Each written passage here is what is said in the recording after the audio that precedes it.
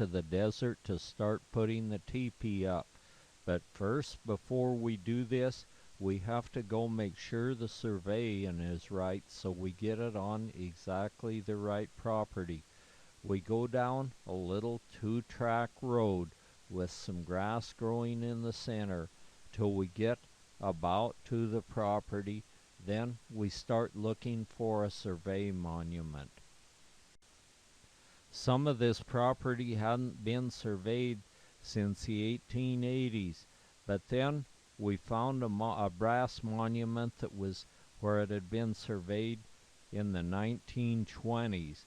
But this is not the one that'll do us any good. So we take a look at it and go on past to look for the old stone 1880 monuments. One you need is a half-mile south? Well, no, we need the one out here. Oh, okay. If we can't find any of this, I gotta look for that one.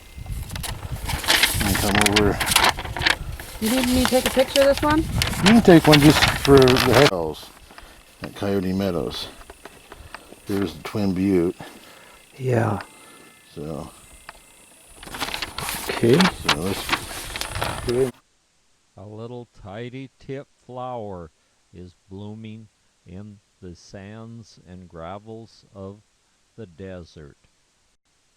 We'll move on and search for the monument we need, and then Ben and Julie have checked it on the little GPS and they think they might have found it.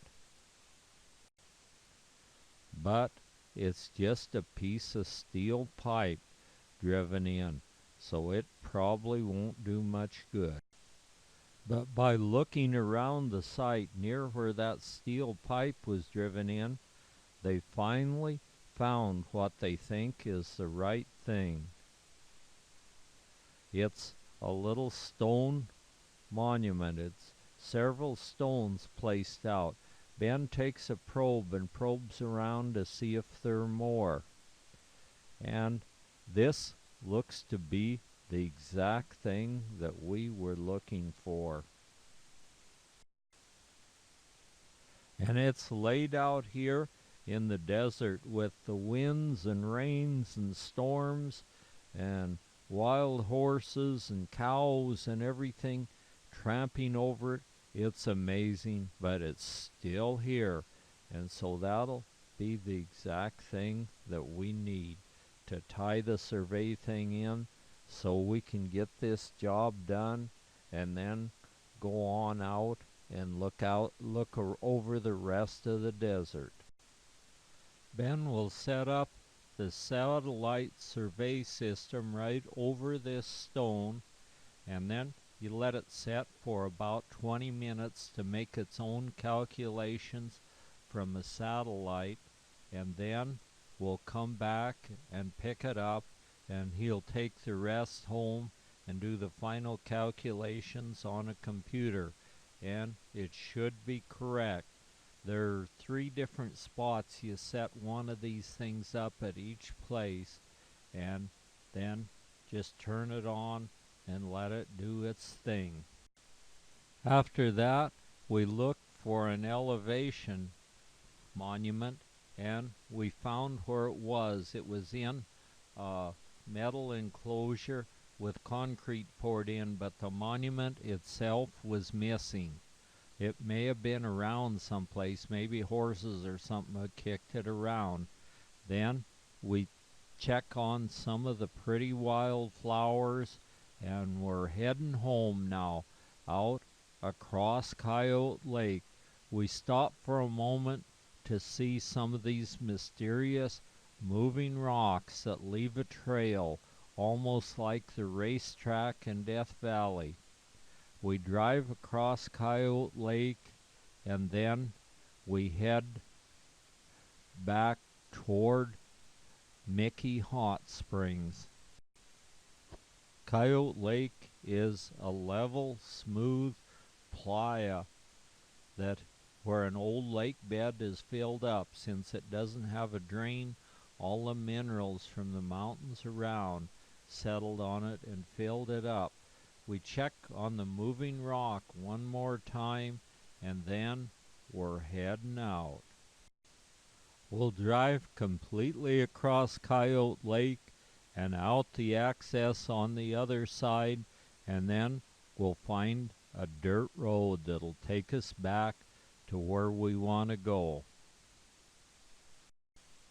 After leaving the desert, we look up on the hillside, and here's an old mama doe antelope sneaking away up across the hillside. She's trying to draw us away from her fawn, which she probably has him stashed in the sagebrush someplace.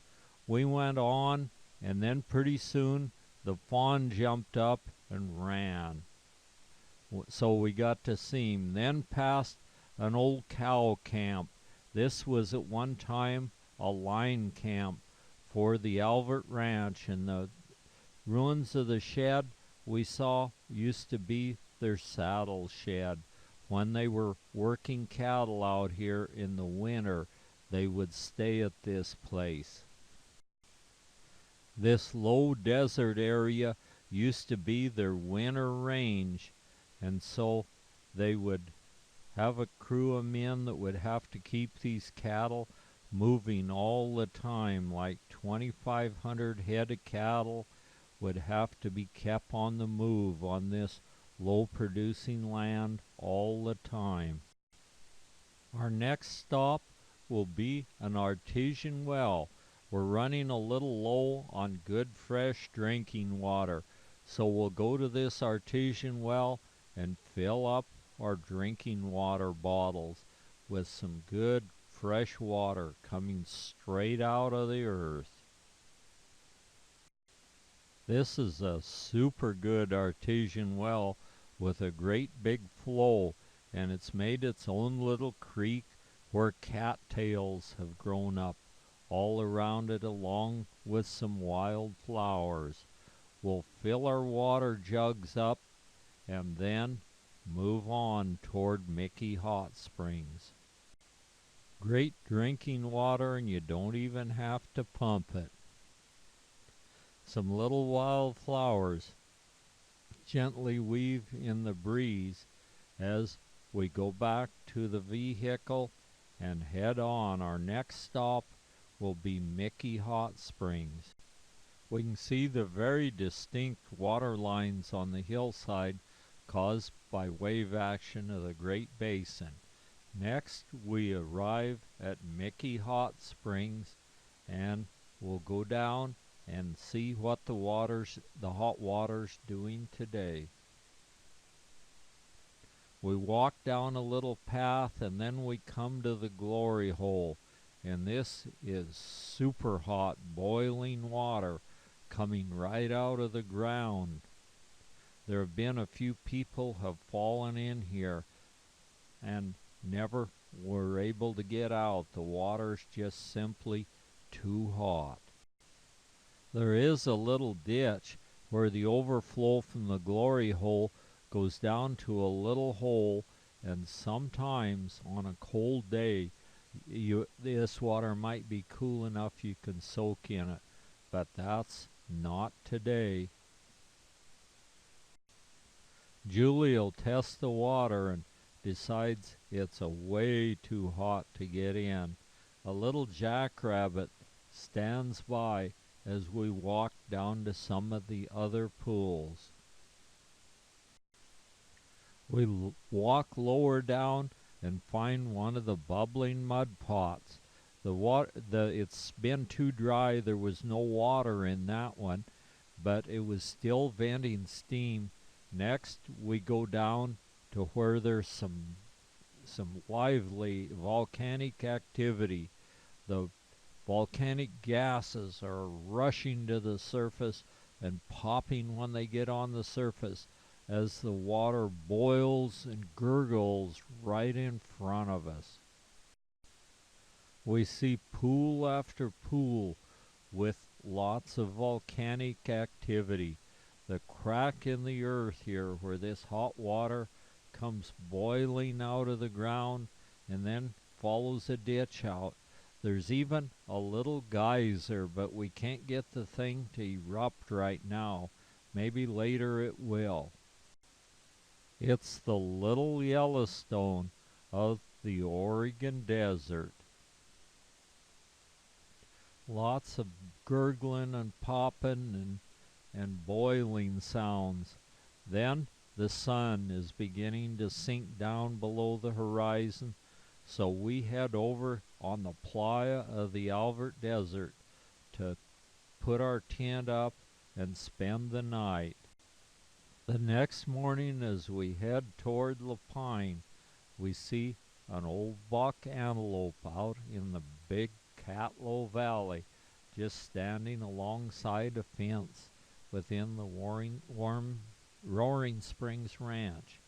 Up on the hill above us is some caves that were inhabited by Stone Age Americans, and this is cow country for sure, and this old guy is a testament to that. He scratches himself and then moves out to enjoy some of this nice desert bunch grass. We'll move down and drop into the valley around French Glen, and then we'll go to the old P Ranch. There's a fire lookout tower here, and for some reason the buzzards are all setting on here. Normally they only do this at night, but maybe it's a day off for the buzzards, 'cause the whole tower is lined with buzzards.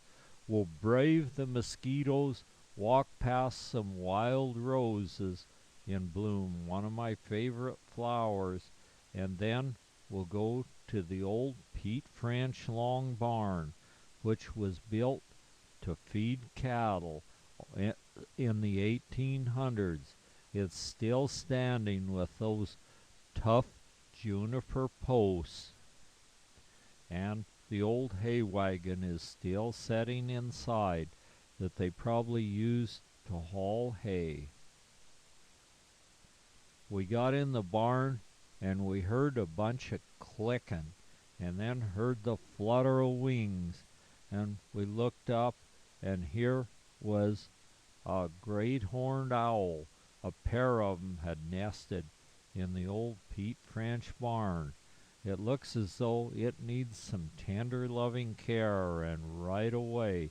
The roof has just deteriorated in the sunshines of the desert.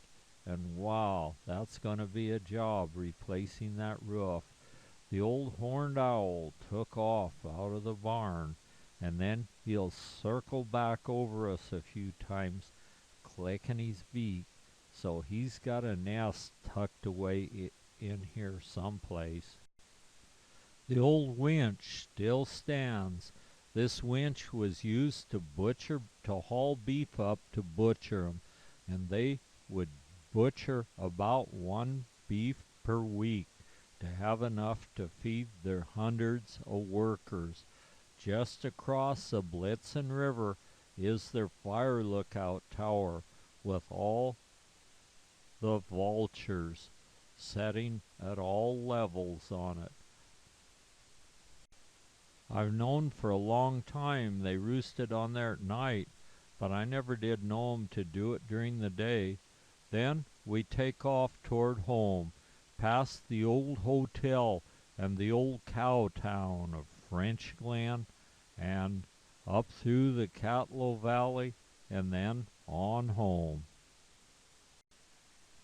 We stop one more time to take some pictures of the wild flowers, the buckwheat and the lupin, and one of the camas family. More of the buckwheat. We get home, load the teepee poles on our pickup, and get ready to head back for the desert. I back carefully out the driveway. These teepee poles are around 35 feet long, so we had to make a special device just to haul them the 400 miles out to the desert where Annette's property is. I turn around very carefully and head down the driveway, and so we'll go to La Pine the first night, and then we'll move on to the desert the next day. I'm trying to get an early enough start so I'll have time to mow Annette's lawn tonight. It'll be needing it by now. Down our driveway and then down to the little county road as we head for Annette's place at La Pine. Past my little batch of fruit trees and some grape vines, and then back on the main county road. Past the grape vineyards of the west slope of the Cascade Mountains, just at where the mountains meet the valley. They're growing grapes by the thousands of acres. That seems to be the in thing now, are the vineyards, and most all these places make their own version of wine.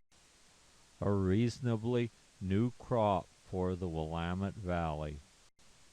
Another crop we're seeing thousands of acres of being planted are the hazelnuts or filberts. They decorate the landscape of the Willamette Valley for mile after mile. There have always been some here, but never this amount. Then into Douglas fir forest of the Cascade Mountains as the Santiam Pass winds its way up through a bunch of really good Douglas fir timber on our way over the pass. On the other side of the pass, as we drop elevation, we see the giant ponderosa pines lining the highway as we move down through Bend and Sisters. Next, we get to Annette's place and find the lawn needs to be mowed super bad, so I'll wheel a lawnmower out and get on with it. Annette's irises are blooming super nice this year.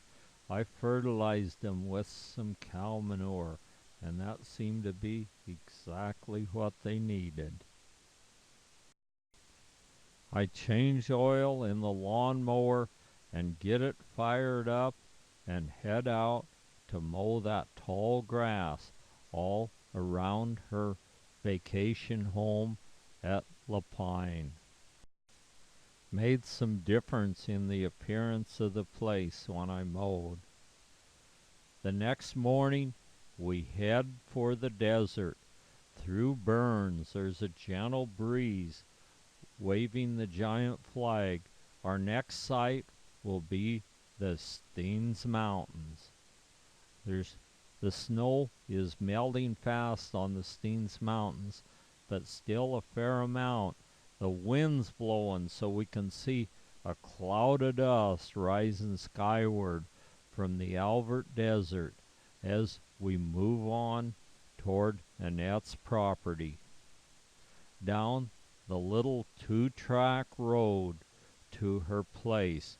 This road has a good, very old easement on it, so at least they won't be able to shut off the access to her road. This is very important for these desert properties to have a good easement on an access road. After eating about 7 miles of dust on this two-track road, and that dust just gets in everything, it's super fine, and then we'll come to her property in a little bit. We reach her property in a little bit, and then we look ahead toward Coyote Lake and we can see some dust devils moving skyward there. It must be there's a good wind blowing out. We get over to her property. I unload the poles, and if I'm lucky, I'll have that teepee up to sleep in tonight.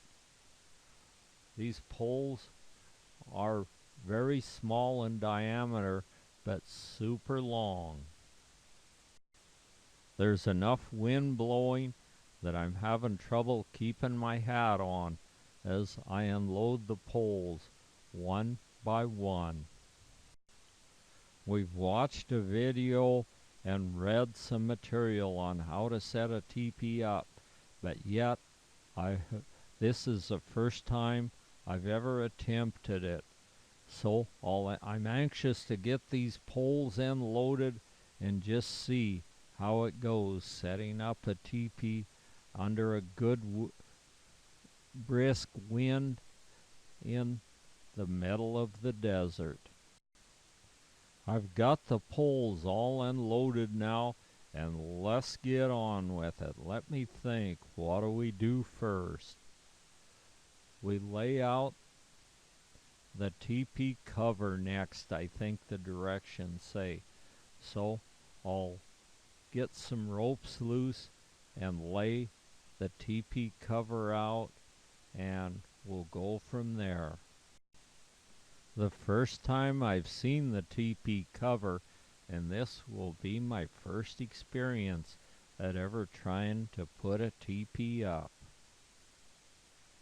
I pull the cover out and lay it as flat as I can between the sagebrush.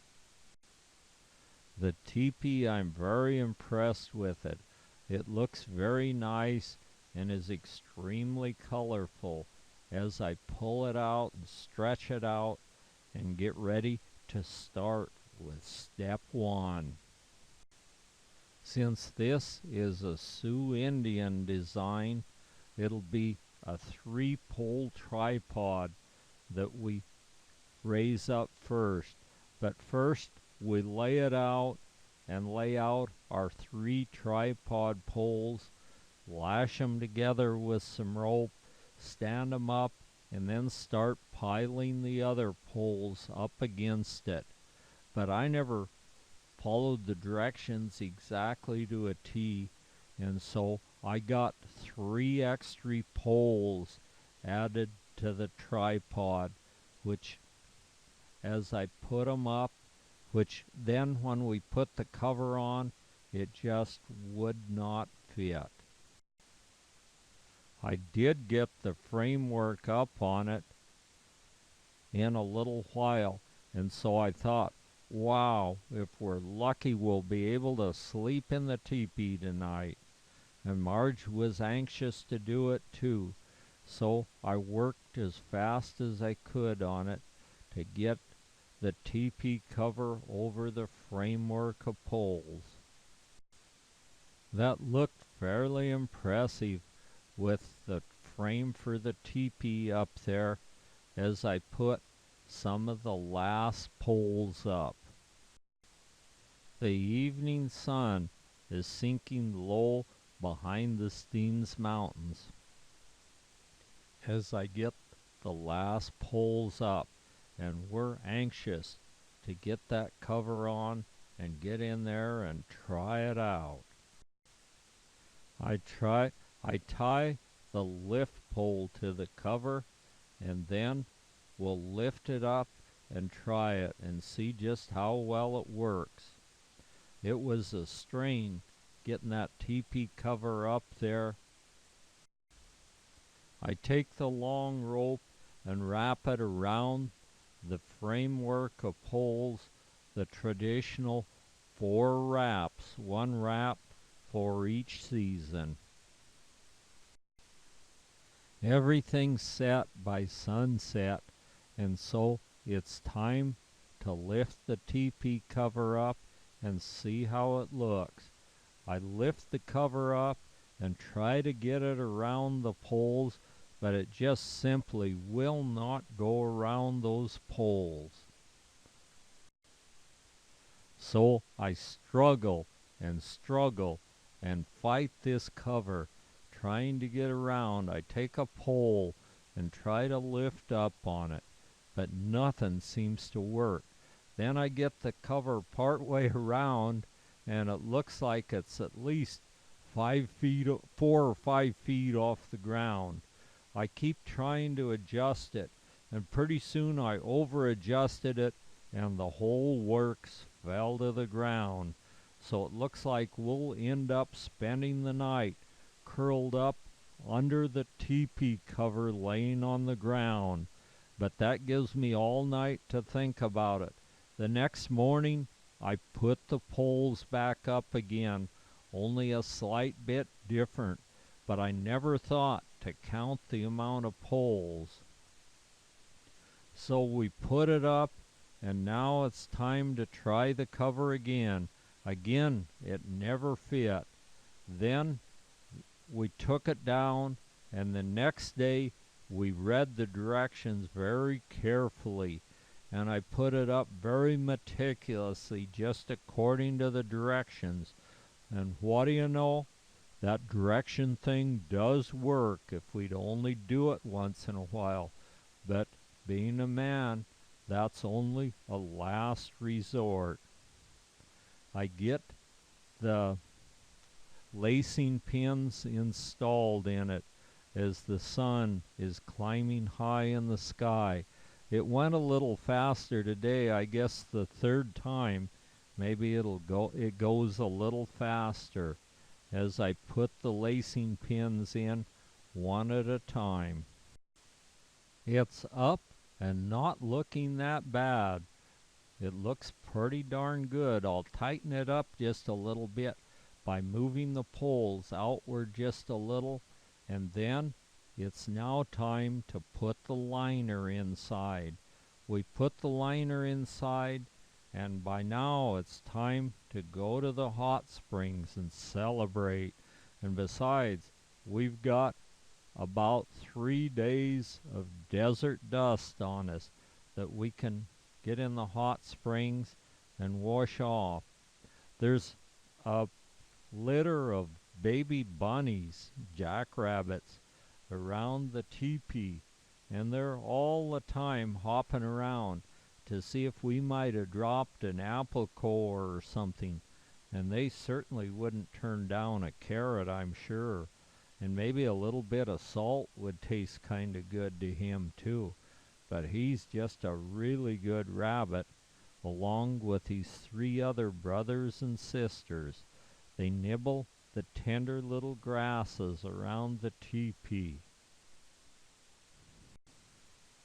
The teepee is sure looking good, and I'm certainly proud that we finally got it up. And the little jackrabbit seems to be happy too, as he hops around out in front of us most all day long. The rabbit situation has been quite low in numbers, but this year it seems like they're back with a vengeance, and we just saw jackrabbits all over the place. But the jackrabbit never got around to going up and going in the teepee to check it out, but some little kangaroo rats did that for him. Well, we've got the teepee up, so it's now time for the photo op. Marge slips on her best teepee dress, and then we remember this is the Hawaii Desert. It was named by the Hawaiian people, and so a hula dance would certainly be in order in honor of the Hawaiian people that named the place. She never had anything decent to wear at the teepee, so on the way over we stopped at a rummage sale, and there we found just the ideal thing to wear in the teepee. The tansy-leafed evening primrose is still in bloom, gracing the floor of the desert down in some of the wetter areas of the lower part of her property. And A yearling buck antelope stands at attention as we go by and then eats up the desert with those fast hooves. We go out to Coyote Lake and find the fin off from an old World War II bomb that had been dropped and exploded out here on the playa. There's a few little dust devils moving their way across the desert as we move out there to check out those mysterious moving rocks one more time. The dust devil twists and howls as it picks up buckets of dust crossing the desert, and then we find it, that moving rock with a straight trail going across the desert. These are caused by the wind, and ice plays a part in it as well. We've been 3 days putting the teepee up. Now that we've got it up, it's time to do something else. As we head down White Horse Road, someone has been shooting jackrabbits along the road, and they shot about 50 of them in about 10 miles, and so the vultures moved in to clean up the mess. And boy, they came in with a vengeance, and they got so full they could hardly fly. We go out and go to the hot springs and mess around the rest of the day. When we get back to the teepee, the sun is gradually disappearing behind the steams. Then the next morning, we're up early and go out and check the playa again. We mess around the entire day, and then we get back just before sunset to see the teepee standing tall on the desert. First it looks like just a tiny little speck, and then as we get closer we see that it is actually a teepee. There was almost constantly birds setting on the end of the teepee poles. I guess they needed a good vantage point. Now we've got the liner up and our bed all fixed, and wow, is that nice. And it looks like Marge is taking advantage of it. Maybe I better be getting her out of that bed and see if she comes out on the fight. The jackrabbit, he was already out of bed, and he was telling me that if we had a spare carrot, he probably could put it to good use. Then a little horned toad is setting right out in front of the teepee, and he is nice and fat, and he's a good guy. He eats all the ants that crawl around the teepee. We saw a few different kinds of lizards, and this horned lizard was just one of many different kinds that we saw scampering around the teepee. When we finally got up, we're going to go by where the old Pony Express station was. This was a very short-lived piece of our history. Then past a raven's nest where the baby ravens are up on the rock messing around right above their nest. They're almost ready to fly away. I'm sure Mama's still feeding them some, though, because they're not able to go out, fly out, and feed on their own quite yet. And there's their nest. What a nice nest, tucked in a crack in the rocks.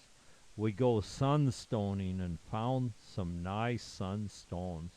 These are the Oregon diamond or the sunstone. They're Oregon State gemstone. So we found a fair amount of them. Marge will wash them and lay them out on the towel to admire. And what a nice